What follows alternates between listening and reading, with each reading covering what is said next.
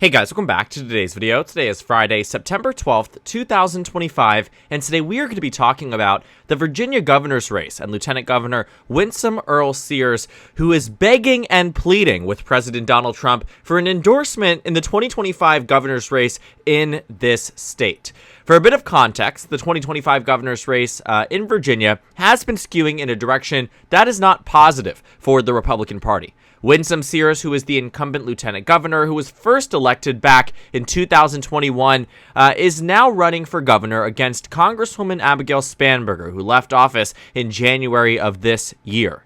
Now, the governor's race is one that has been largely surrounded by controversy, with Winsome Sears having numerous scandals brought up against her through the duration of this campaign period, and not to mention the association with Donald Trump and the White House, as close in proximity as it is to the state of Virginia, is truly making impacts on the way that voters in this state already take the election in 2025 and how they feel about these candidates. And it's not as if Virginia is a state that Donald Trump won in the last election. Kamala Harris defeated Donald Trump in this state by a result of roughly 6 points across the state, 52 to 46, a state that Biden had won by double digits in 2020, and a state that Hillary Clinton also won. The point here, Republicans have not won Virginia since the 2004 election under President George W. Bush, and since then, Democrats have come ahead. And in the governor's race, it's no different. Abigail Spanberger maintains a pretty strong lead here. On average is up roughly 6 points. The estimations have her winning by roughly double digits here, but Winsome Sears is looking not for median voters, but instead for an endorsement from Donald Trump.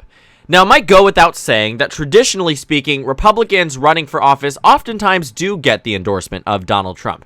We know that in a number of key congressional races, Senate races, Donald Trump's endorsement sometimes can play kingmaker in GOP primaries. His association with Herschel Walker got Herschel Walker the nomination in 2022 in Georgia, Dr. Oz in Pennsylvania, Adam Laxalt in Nevada, Blake Masters in Arizona. These endorsements made a huge difference and really propelled these Republicans into not into office, obviously, but into winning the nomination for their respective states. Now, thinking about where we are in terms of, I don't know why, we're over here, thinking about where we are in terms of the 2025 races. Well, Winsome Sears has yet to receive an endorsement from Donald Trump, and that is something that is actually quite interesting if we take a look at the circumstances of the race, because in this general election we have a pretty good race between a strong Democrat and a weak Republican that we're looking at from this perspective of whose side is more likely to win. Now, when Donald Trump was actually asked about making an endorsement of Winsome Sears back in August, we already saw that right around the time that she had announced she was running for governor, it was the MAGA base that started to change their tune on her, but not in the highest degree. And we'll get to that in just a moment as to why there even is a question about this endorsement. I know we've been sort of beating around the bush here, but truly speaking, when Donald Trump was asked, he gave a lackluster answer, saying that essentially he could possibly endorse Winsome Sears, but didn't give a clear and full-throated endorsement. Just 2 days ago, if you watched the press briefing, or 3 days ago, if you watched the press briefing from Caroline Leavitt, who was at the podium, she was actually asked, when will Donald Trump make a full-fledged endorsement of Winsome Sears? And she said that she would have to leave that to Donald Trump's political advisors and the president himself. And so it very much seems like the decision-making process behind this is largely clouded by a president who just simply doesn't want to endorse Winsome Sears in the way he might have and has with many other candidates. Oftentimes, these endorsements come very early on, and if we're being entirely honest about the state of the race on the Republican primary, there was absolutely no one who was going to challenge her. And taking a look at the data here, well, Winsome Sears was already set to win that nomination, and ultimately the Republicans in this state cleared the field to allow Winsome Sears to have a very solid and locked-in primary victory in 2025. So they've been practically running in this general election for months on end. And Winsome Sears, unlike Glenn Youngkin, I think this is the biggest difference between the two. Glenn Youngkin desperately did not want Donald Trump's endorsement. When asked about it, at most he said he was appreciative, and that was the extent of it, because in 2021, as it is today, Donald Trump's name in Virginia was and continues to be toxic. And so Glenn Youngkin, very smart in this decision, did not campaign with Donald Trump, never did a rally with him despite Donald Trump wanting desperately to get back in the political arena. A year after Glenn Youngkin would go on to win the governor's race, it would be Donald Trump's announcement on November 14th, 2022, that he was running for president again. And looking at Virginia and looking at the way that Youngkin went about it, he was running from a Trump endorsement, and Trump realized he was going to win, and so latched onto it at the last minute. But this time around, you have a Republican who is far from running from Donald Trump, desperately and truly wants a full-fledged endorsement, and has actually asked Donald Trump to come down to the state of Virginia and campaign with her, which political instincts-wise, I think I am very honest when I say I think there could not be a more damaging decision from the Winsome Sears campaign besides maybe announcing the bid for governor that would do in, her campaign worse than having Donald Trump on the campaign trail at any part of Virginia. The ads will write themselves. But I think the problem here for Winsome Sears, that she believes Donald Trump campaigning with her will solve, which to some way it might help boost some of her numbers while tanking them in other parts of the state, is that the MAGA base doesn't love Winsome Sears. The big problem here, and why there was even speculation that her own attorney general might run against her in 2025, was because Winsome Sears has actually been a long critic of the president. And after 2021, just 1 year later, it was Winsome Sears who went on national television and said that Donald Trump was a liability to the Republican Party. The exact quote, "a liability to the mission." Now, that's not something you say about someone who would go on 3 days later to announce they would run for president and 2 years later be elected president of the United States. Winsome Sears absolutely was not pro and in favor of Donald Trump. She went on Fox News regularly to defend Republicans besides Trump, including Governor DeSantis. And although she did not make a full endorsement in 2024, that is arguably the big problem. Many Republicans jumped on the bandwagon early, right? We saw it with Elise Stefanik. Yes, she was a big proponent of his in 2020, but in 2024, way further of someone who was campaigning alongside him, and a surrogate is the word that I was looking for. She was out there day one. Winsome Sears took months, in fact years, to get to that endorsement. She made one in mid-2024 when it was very clear that Trump would win almost every single state save Vermont. That was when she came around, when the rest of the country on the GOP side jumped on board. And so it is interesting because the MAGA base doesn't really forget these things. A year ago, we knew Winsome Sears wanted to run for governor, and Winsome Sears decided to be a huge proponent of Donald Trump after he became the Republican nominee. But the MAGA base, again, just simply doesn't forget these things. When you go back in time and take a look at what Winsome Sears had done in the past, well, this is what it is. One of Donald Trump's campaign chairs from Virginia in 2016 and 2020 said in August of 2024, when the chips were down and it mattered, Winsome Sears came out publicly as an avowed never Trumper, said he couldn't win, and said he would be a disaster as a candidate. Now, all of a sudden, when she wants to run for governor and she understands without MAGA behind her, there's no way she's going to get the nomination, let it go, and have any chance of beating Spanberger. Now, all of a sudden, she is for Trump. Welcome aboard. Great to have you for this campaign. Hope you can carry Virginia. MAGA voters have a long memory, and you're the last person we vote for the gubernatorial nomination.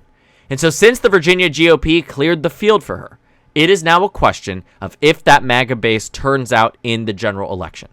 But it's a double-edged sword. Because as much as Donald Trump might be able to recover her image, voters remember things, and voters don't like Donald Trump in Virginia. This is not a case of a red state that might vote blue because the Republican isn't Republican enough.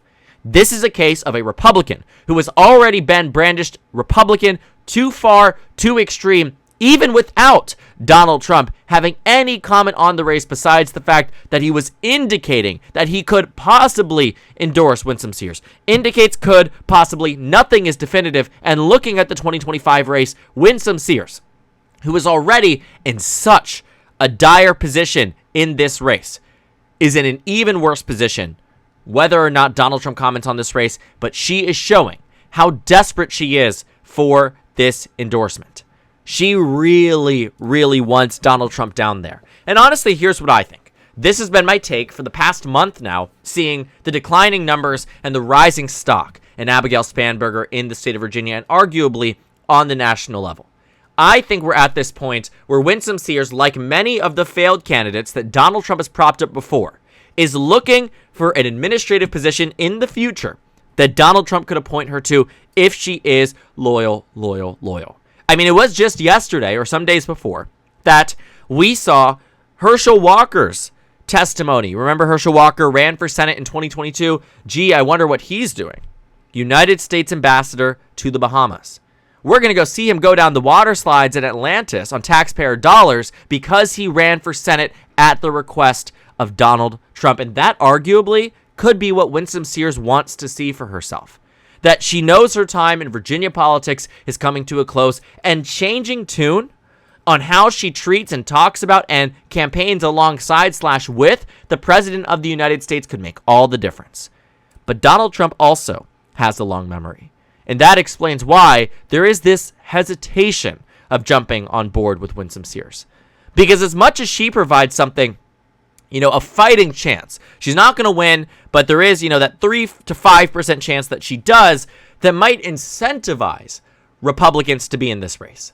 Well, what we know about the president is that oftentimes he does not like to endorse in races where he simply believes a candidate cannot win.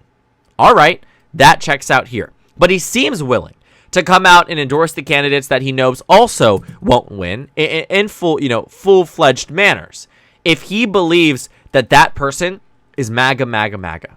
Thinking about, for instance, you go back to the governor races in 2021, I'm also reminded of New Jersey, which in 2021 we saw that maybe it wasn't, all of this conversation that we saw. Let's see here. A lot of the endorsements for Jack Ciattarelli largely helped him at this point. But thinking about what we saw in the actual polling and the actual results was that Jack Ciattarelli was able to really, really pull ahead. This time in 2025, Ciattarelli, I actually do think, is running a very similar campaign, if not slightly more right-wing. I think that he's also finding that the association with Donald Trump is not doing him as much damage as he otherwise thought. And thinking about what this result is going to end up being, I've been maintaining constantly that in New Jersey, I think this race is arguably going to be closer than in Virginia. And I know it seems really weird because the polling data says that Mikey Sherrill is up more than Spanberger. But I want you to be cautious in understanding that New Jersey has been very pesky for Democrats as of late. And I don't see 2025 as dramatically different. And although, Jack Ciattarelli is not also MAGA, I think we're at this point where at least the Republican base is more tuned in and more aligned with Ciattarelli, and he wins over more of these moderate voters, given his electoral track record, versus Winsome Sears, who really isn't appealing to anyone.